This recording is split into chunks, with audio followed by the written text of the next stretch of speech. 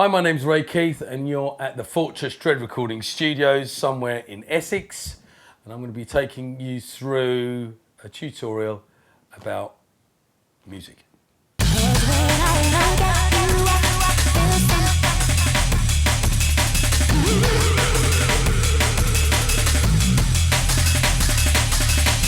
track that we're going to be looking at today is a track that I made a little while ago called Feel Some. It's a jungle drum and bass tune, and that's what we do. I use Cubase. I've been using Cubase since the 80s and 90s.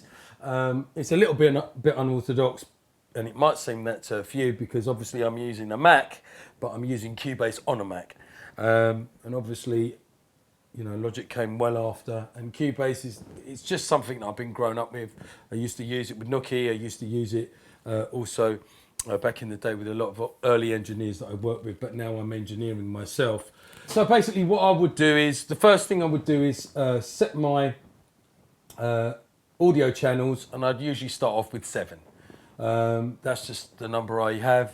And on the left hand side, then I would start planning what I was going to do. So I'm going to quickly mute everything. Obviously we're at a blue peeper moment of here's one prepared earlier, but what I would do is basically start off with kind of like a string and a break and some hats. So basically in this instance I would create a loop first of all, and then just see how it sounded. So basically what I'd do is, and obviously everything works in a 4-bar loop, so basically I'll just enlarge that, and this would be the intro. So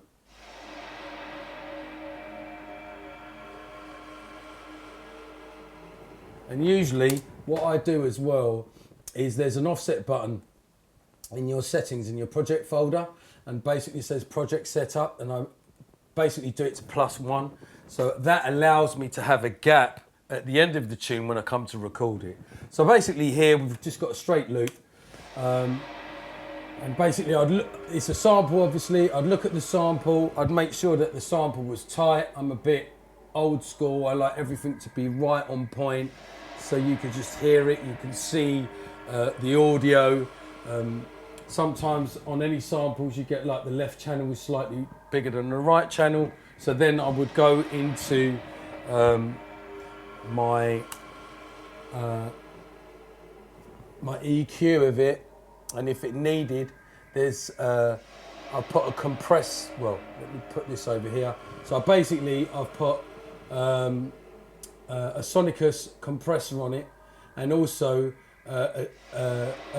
like a grind box on it, so you get that kind of gritty feel to it. And I use Sonicus quite a bit. It's nice and smooth, it's great. It's got great limiters, it's got a great EQ, it's got great compression. So basically Roomworks again, that's like an effects, and I've put the dark and long sound effect on there because I quite like that. And then basically we just have the hats running. Again, going into the hat situation. Obviously that's on a solo, so that's everything playing together. And if we go into the EQ, what I've put on there, I've got a dub station, which is basically like an automatic dub, and also I've put the dark and long Roomworks again on it, and it kind of gives it that metal effect. And don't forget, all of this is worked in numbers, so this is all digital, but then it all comes out through the desk, through analog, and it gets processed with a shitload of compressors and stuff that come out of the system. And I'm an unorthodox engineer, so I'm all self-taught. So if you went to college, obviously you'd be thinking, what the fuck? So everyone works differently. But for me, it works, do you know what I mean? Obviously, I got to know all the stuff that I wanted to know from the people that mentored me, Nookie, Lemon D, Dillinger. My first engineers was Aston from Noisegate Studios, which was in Denmark Street, and another guy, Michael, who sadly died. He was another engineer, and Cole Tough Enough Brown was one of my first engineers. So, shit, that's a whole heap of people. So, okay, that kind of gives you, and also what I like to do, I work across 2 screens. So, on this screen, I would have my see what the sequencing is going on, and on the right-hand side, I would have all my plugins, and also this is just to show you, I like to have like my virtual mixer in front of me. So obviously that's the master out. It's already clipping, don't worry if you see red, and if they tell you that red's no good, I'm telling you that red is good. And also to get the weight and the power, you guys heard how heavy it was in here, but there was no distortion, and distortion can be good. Going back to that, as you can see, the mixer, you can see things coming out. It doesn't matter if it clips over. Certain things like the hats, you know, I run them around this area here, which is or sometimes even a little bit lower if I want it to be in the background. If you can imagine when you're making a track, if you have a line, so if you imagine the sea, yeah, and then basically you're going to have something that just floats over the top, or stays on the same line as the sea, or just dips underneath. That's the best way I can describe it. So the hats would always be under sea level. Everything else, like a vocal or the sounds, can be on the top, but the breaks and the bass need to be in the middle. So there's always a rough and the smooth, and there's good balance. So we've got that piece there going. I'll put the mixer back over here so you can see what's going.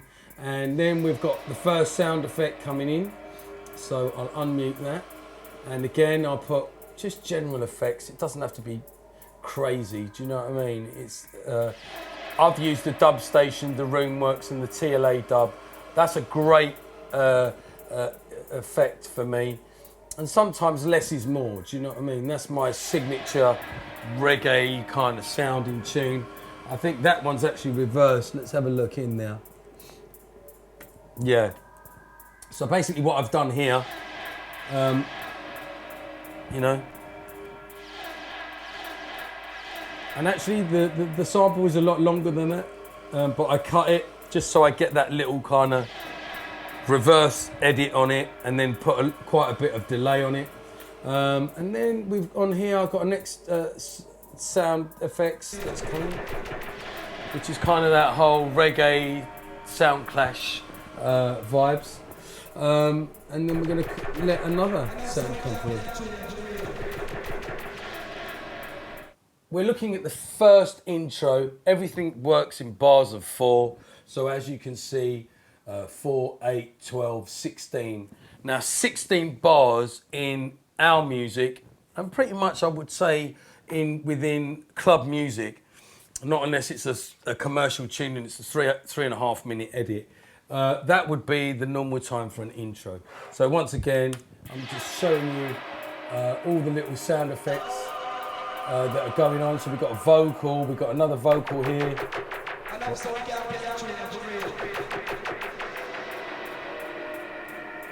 And then we have a crash, a reverse crash, and then we have another vocal here as well, don't we?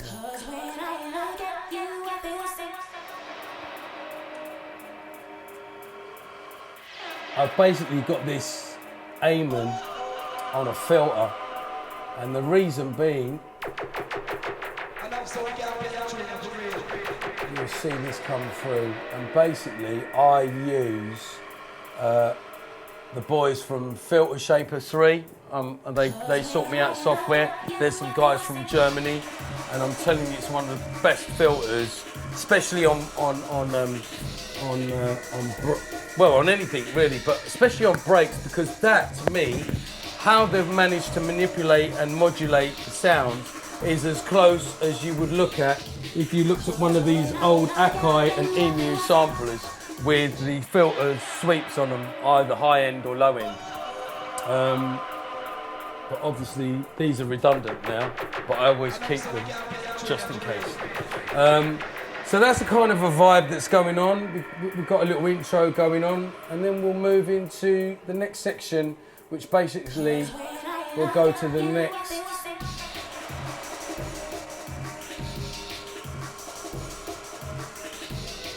16 bar loop.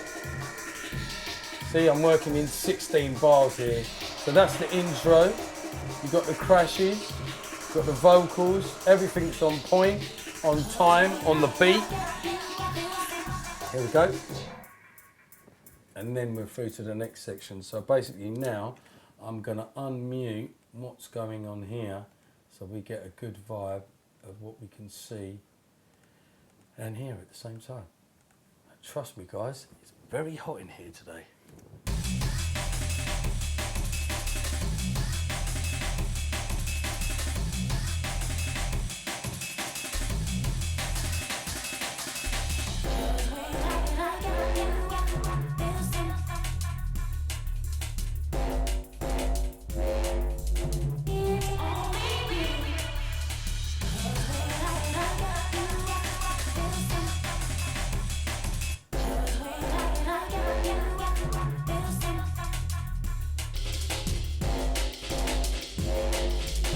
So, if we have a look from this section, what we're basically doing is you've got the first set of a name and edit break, and let's just go into that and show you what that sounds like. We'll just solo that, I think.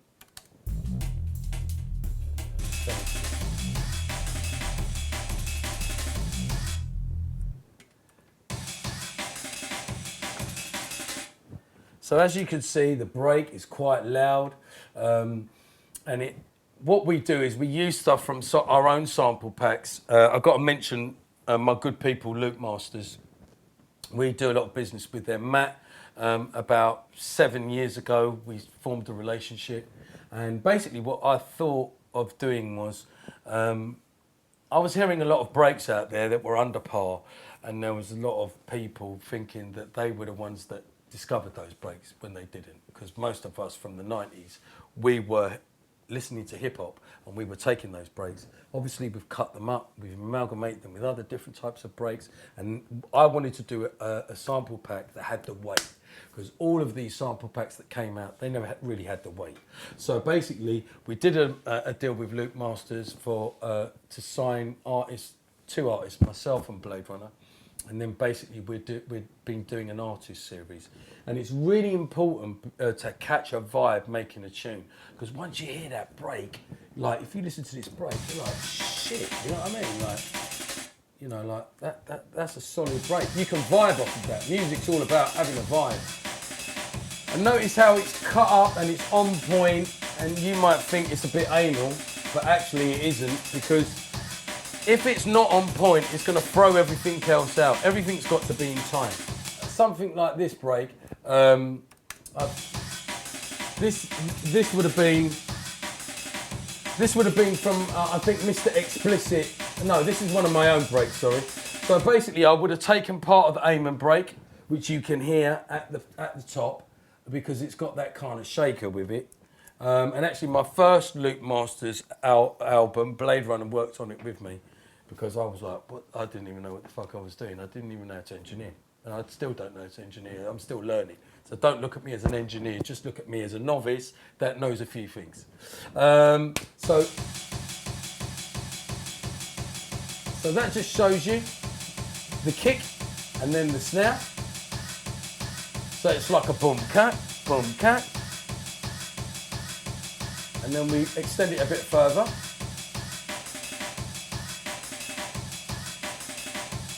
Tap, tap. So basically what's happened here is all we're doing is we're rolling the snare, you know? So we've got a kick, a snare, roll the snare, and then, but it's all how it sounds to the ear.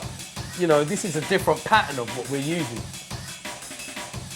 And you can hear the snares in between it. So that's a double kick. So, boom. And then this is the whole thing kind of put together.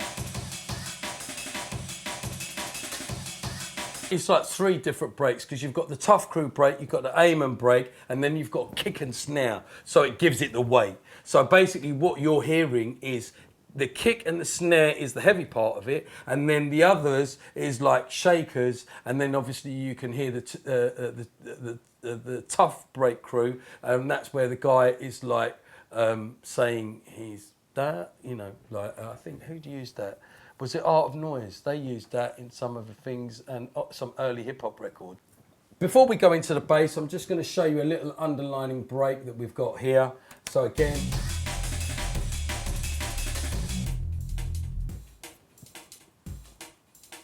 Now this is one of my other artists' break, Marga Man.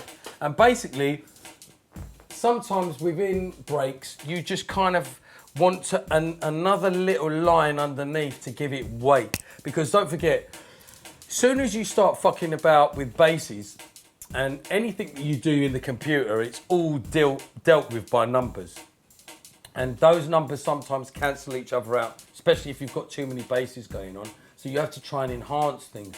Well, that's from what I've learned from the old school days. So basically this break, I've pretty much just left it as a no, I believe, yeah, there's no EQ on this. I've just left it flat. Sometimes you can use the break as a little underlining filler break, I call them.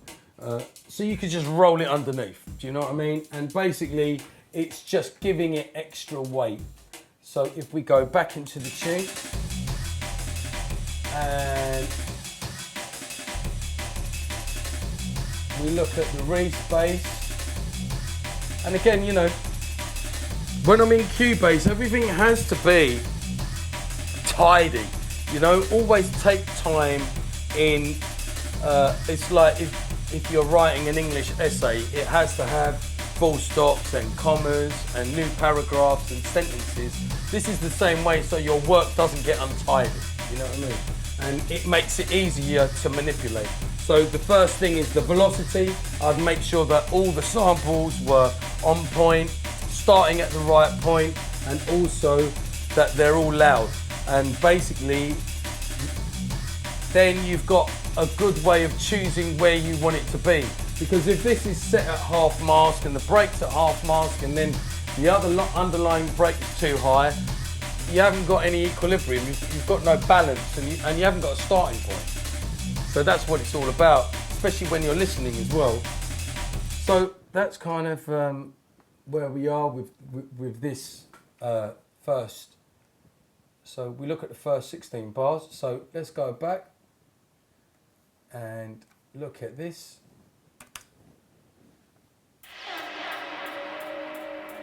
If I pull this down, you can see the whole track together. Also, sometimes I do this. I can make these smaller on the Cubase, just so you've got more space to see everything. So I've just minimised the string and I've minimised the aim and break because I know where they are. And then basically we can see everything on the screen, and that's always important to have that. Always see everything. If you're like me and you can get a second screen, you can put all your plugins, your virtual mixer on there, and you can flip between the two because you can see what's going on. So, 16 bar intro, we now go into the first 16 bars of the tune, and it's catching the vibe. Basically, when I'm going to make the Reese, I always use Contact, and Contact for me, it's again, Blade Runner showed me how to use that, and obviously Nookie used to use that when we were working together. I've just gone into Contact to have a look. I always, that Reese bass line that I picked out of my samples, basically I minus tuned it, -1 in key, because it was out of key. And then basically you can go into the sample and you can manipulate it, you can add and take things away and filters, but I've pretty much left it raw, because a lot of the samples that we have on the sample packs, they're already EQ, basically it only needs EQ. It just depends on how you want to manipulate it. And I always think sometimes less is more. So what all I've done here it within the whole editing scenario is I've just minus tuned it by 1 so it's in key, because the actual sample was out of key. And then you can do various things to it, but I mean, like, you know, because you're using MIDI allows you to play it up and down on the keyboard, and that's something that I've always had an SY35 Yamaha. That is my mother keyboard. So if I want to play any samples from Contact, that's where it would be. And then I could go through anything. So I can play, even if I wanted to play a sound effect up and down the keyboard, or if I wanted to play a bass line or Rhodes or basses, that would all go through that system there. So Contact is another good thing, you know. And again, you know, there's a lot of people that use loads of shit, and I just think less is more, because you're utilising what you've got. If you've got too many things going on, it doesn't really, it's just going to make it more complicated. And over here, basically, when we've dropped the tune, I've done like a cutaway and in and out. So you hear the first set of music coming out, that's solid, and then I'll switch it into this bass that comes in, which will definitely feel like a kick in your chest. Okay. So, and that rolls for eight bars, and then it goes back to that 8 bars of the original, and then it'll roll out again. And that's how I build in blocks. You're always building in blocks. So you've got the first set of 16, the second set of 16, and then we're gonna roll that again through.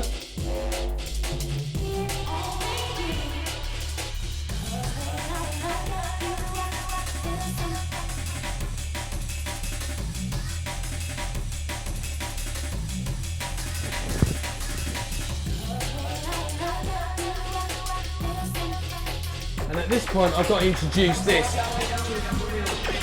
And what I do is I monitor all my music on the Sony MDR V700s.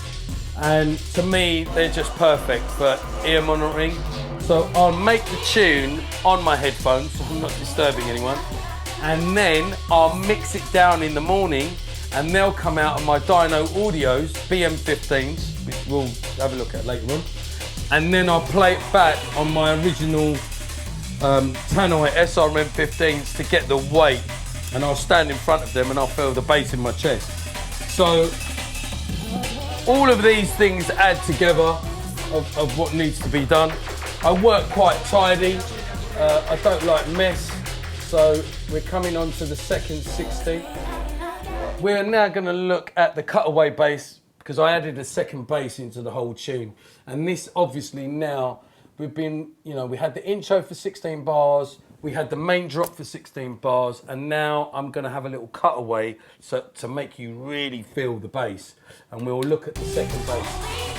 So we've got the aim and the hats, the reach rolling, everything's together. And this is the bass here.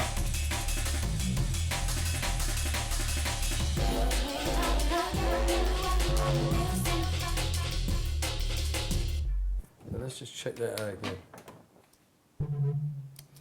Now then, that's what you call a wobble bass, and basically it's just literally 3 notes, and you just get that kind of, I mean, Andy C used it back in the day in a lot of tunes. It was used a lot back in the 90s, and it just adds to the whole bass line sound. So you've got the reese, then you've got another second heavy bass. This is the third heavy bass, and that will go in with this. And actually, basically, let's have a look at that. It's just taking the piss, really. But because we know what, it's if you're a youngster and you haven't been in a club, you haven't really got that experience yet of what it's supposed to sound like. I'm not going to tell you how old I am, but I've been around for a good few years, hence Ray the White, not even Ray the Grey. But, and it doesn't matter how old you are, because look at David Rodigan, he's still killing it. So what it is the older that you get, doesn't mean that you're more out of it, it just means you've got more experience. And make sure you're taking notes of this, youngsters. So don't be looking at the White thinking, oh mate, he's past it because that's not how it works. So basically, knowledge is wisdom, and that's what we're here to do, is to try and give you some wisdom and teach on what we've learned. And this is very simple. So listen to this. You listen to it. And what would you be thinking in your head? So we're just going to run this by you again. So basically what I did was I reversed the two last notes. So basically that's a sample of a bass line like an 808 or like a kick bass. But what we've done is we've just distorted it, and then basically it's had some effects put on it. And then because I've reversed it, and look how big the wav is, look how big the sine wave is. It's not touching right up to the top. And then basically I'll go to the EQ on that. We'll have a look. So basically what I've done is I'll use Roomworks quite a bit, and basically what I've done there is like I've put like a chamber effect on it, so it kind of sounds long and it's got that metallic feel to it, so it stands out from everything else. And then basically when I come to EQ, in Cubase itself, this EQ is so great. I don't work on numbers, I just work on hearing. So some people, if you've been to college, they'll tell you you can use this or can't use that, or what hertz you should be having. And obviously, your ears pick up different frequencies. So what I've done is, because I've got a reese which is quite low, I'll pick something that's quite high, that you get that wow kind of factor to it. But when you put it all together like a jigsaw puzzle, it kind of fits. It's a bit unorthodox. But on the bass, what I've just done here is I've enhanced the bottom end and the top end and left the middle, so it just looks like a couple of hills. Do you know what I mean? And that's what I'd say to you. That's where your EQ kind of starts. And when you're looking at this, you're just thinking, fuck, he's redlining it. But it's redlining, but it doesn't sound distorted. So again, once you put all that together, going back into the tune, and you've got the little vocal there as well.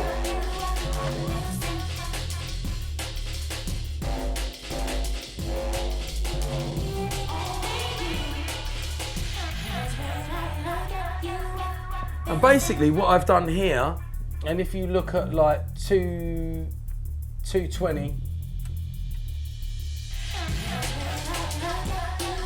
when people are writing pop songs and stuff, there's what we call a middle eighth. So that middle eighth would be like a breakdown, and then it go into some strings. If you look at Miss Elliott, and there was a lot of things about 10 years ago where they'd be making a tune, and then suddenly 2 minutes into the tune, it would just like change, and it'd be like some completely different to what the tune even was going on with, and then it'd go back to it. But this is just like a cutaway to kind of give, because as well, this is the other thing, whatever dance music you're listening to, everything is built in bars of 4. If you go out and you're listening to people dance, and I'm just going to give you a question. Even when you're in your studio, you're bopping, but you're bopping to bars of 4, because that's nothing else works. You know what I mean?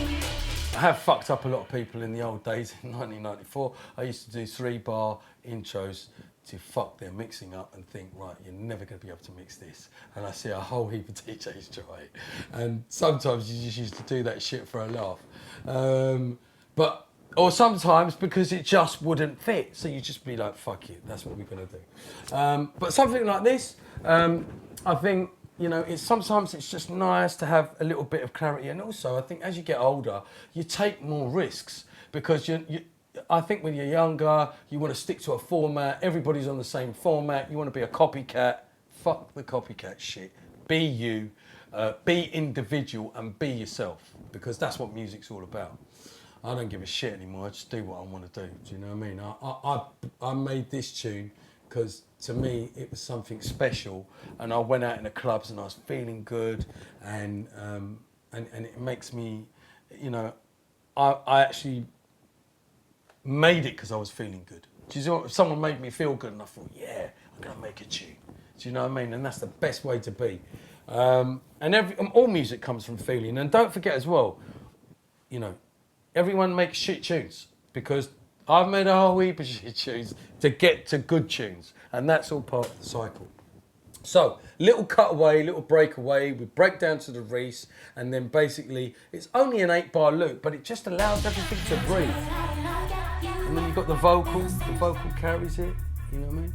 You hear the hats in the background, and then you should be hearing some.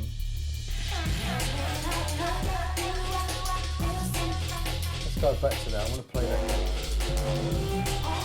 Little hat, the crash, because the crash has got a reverse on it, a little effect on the crash as well. All little simple things like that, which really matter, paying attention to detail. See, you hear the crash rising, that's got a dub station and a room works on it as well. And again, that's just under the par, look. Sometimes I put a limiter on it if it goes over. And then we come to the next section.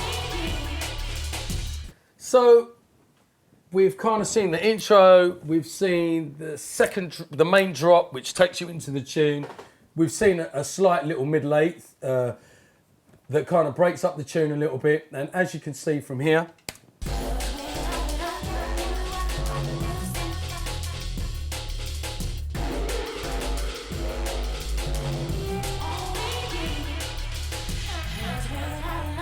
so that's what we had earlier on, the little break.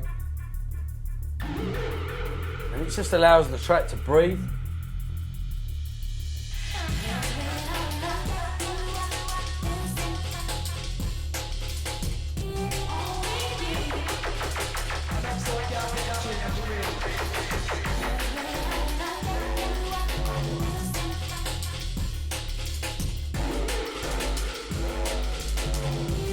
And then we're going to flip it. So now what I've done here, it's like the tune needs a bit of a kick up the arse. So this section here, I just pick it up. I use the original first drop with a break and just run the Reese with it.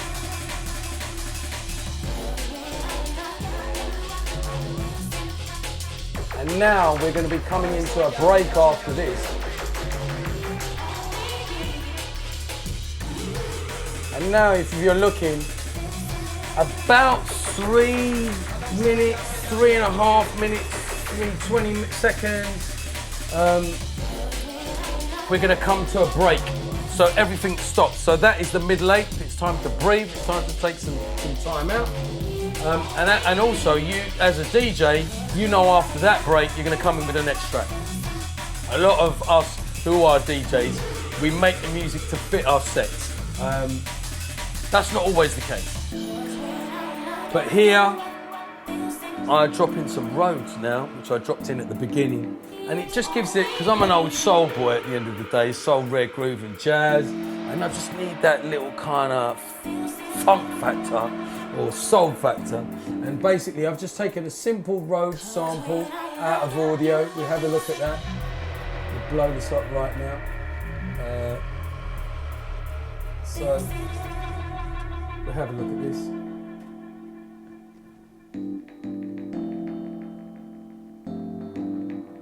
Now what I've done here with the EQ as well, I've just put like a really big delay on it. And even though it's clipping like a bitch, and you can hear that by itself, I wouldn't let that worry you. Because in the mix of everything, and that's the other thing as well, sometimes, I mean, we spent years, sometimes you're sitting there, and if you're, and what I would suggest you do is you do not be smoking whilst you are making music. Because I'm telling you, I have sat on the Magic Roundabout for many an hour thinking, why can't I get rid of this clip? And it's just mind-boggling bullshit. So don't make music when you're stoned, if you can help it. So listen to it.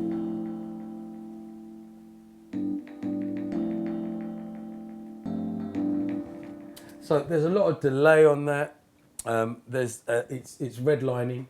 I could put a compressor on it if I wanted to, but actually what I want it to do is, with amongst everything that's going on, I want it to stand out, but I want it to have that longevity dub effect on it as well. So it's only a few notes, as you can see. And basically what I've put is, I've put two delays on it, a soft gentle, TLA dub, they're really good, and the dub station as well I like. You know, if we blow up the sample and you're looking at the sample, that's tidy, that's tidy-ish, but I like to make sure that everything's kind of on the starting point. Here it could be a little bit tidier, and here could be a little bit tidier, but sometimes I just leave it because you don't always need to start on the bar, because it gives it that kind of delayed effect as well. As long as it's in time and it's not, I don't think everything is always meant to be in time. You can always have a little bit over. If you look at live band stuff, and if you look at people playing live, it always comes out a little bit. Obviously in electronic music, we're working to bars of 4. As long as the beat is on time, as long as the structure is on time, all the little add-ons can be slightly out. I think it gives it that little quirky effect. Sometimes it can work, sometimes it doesn't work, sometimes it sounds fucking terrible, but it's all to the ear. So,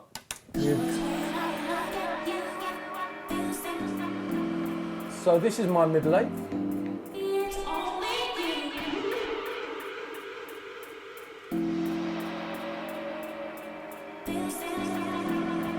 And also, always save. Like every 5 minutes, get it into your mind.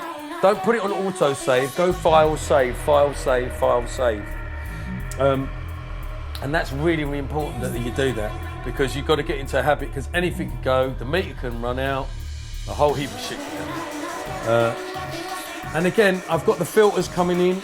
Big up the Filter Shaper crew from Germany. Love you boys. Back into the tube.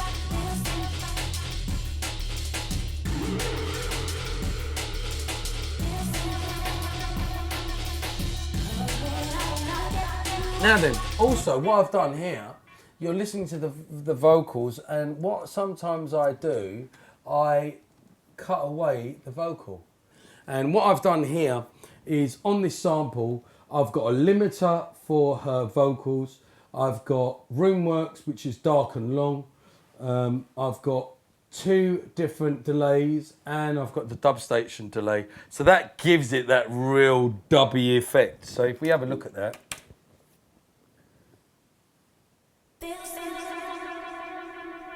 So it's almost like infinity and beyond, and it just keeps going. But it gives it, whilst you've got a breakdown, you know, always remember that less is more, because at this point here, when we're looking at the whole thing, well, we can't fucking see fuck all right now, but anyway. And again, I've got another male vocal here. It just gives it a kind of a different dimension. And then again, we go back.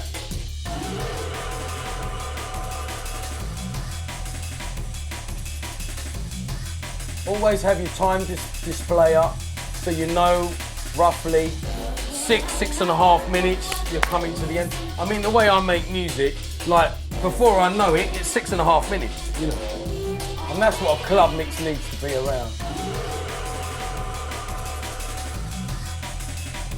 And really now, it's about ending the blocks so the DJ can mix it into his tune. Back in the old days when we were cutting plates, see like there, I've done a little cutaway so you just hear the bass. And that's the great thing about the digital ages. Back in the day when we were making the music, and we were cutting to 10-inch or 10-inch dub plate or 12-inch dub plate, the bass used to fade out like the last minute or two, because the bass only withholds at the beginning of the record, but because you've got the grooves, by the end time, it was fucked. The best person who used to make tunes back in those days was Dillinger, because all his tunes were 4.5 to 5 minutes long. So all the bass would be held within the first 3 or 4 minutes. But all of us who were on this 6-minute 30 shit, we used to try and sometimes we used to cut the plates at 33. So Bookham used to do that a lot. So it would hold the weight of the music as a long player. But sometimes it'd come out quiet. And really and truly now, he's just looking to just put a little effect at the end of the tune.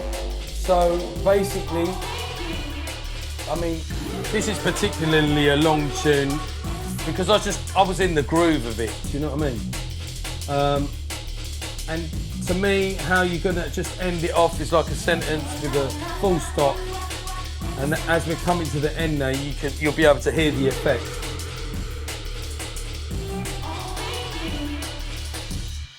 So I just end it nice, clean, tidy, with a reverse and then a little vocal as well at the end there. I always put the vocal at the end sometimes, just so it kind of finishes it off.